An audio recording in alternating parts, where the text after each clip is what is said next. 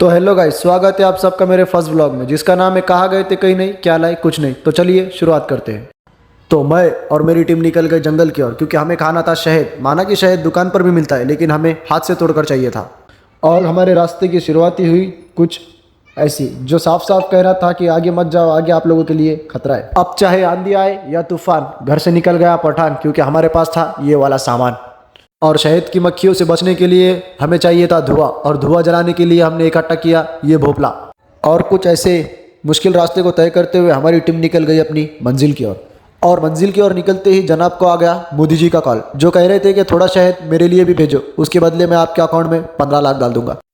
और इतना सारा धुआं उड़ाने के बावजूद भी जनाब को 15 लाख के चक्कर में मक्खी ने काट ही लिया। और बड़ी देर कोशिश करने के बाद इस काले कपड़े में लिपटे हुए कैदी ने शहद काढ़ ही लिया।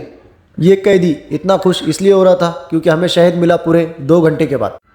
ये शहद को देखकर मुझे बस इतना याद आया कि छटाक शक्कर और खंडी भर, जो आप समझ गए। लश्कर काफ़ी बड़ा होने की वजह से शहद हमें खाने के लिए पूर्ण नहीं रहा था, इसलिए हमने हमारे लश्कर को 3 हिस्सों में बांट दिया। और लश्कर के हिस्से करने के बाद मेरे हिस्से में आए कुछ ये लोग, जिनको देखकर लग रहा था कि ये शहद खाएंगे नहीं बल्कि शहद का बलात्कार ही कर देंगे। और हुआ कुछ ऐसे ही, दूसरा शहद निकालते ही इन्होंने शहद के साथ डब्बे को भी खाना शुरू कर दिया। और सबने अच्छे से शहद खाने के बाद हम सब एक झाड़ के नीचे छाँव में बैठ गए। और दिन भर जंगल में घूमने के बाद इस ब्लॉग को हम पुष्पा के साथ ख़त्म करते हैं और मिलते हैं अगले ब्लॉग में। तो तब तक के लिए अलविदा।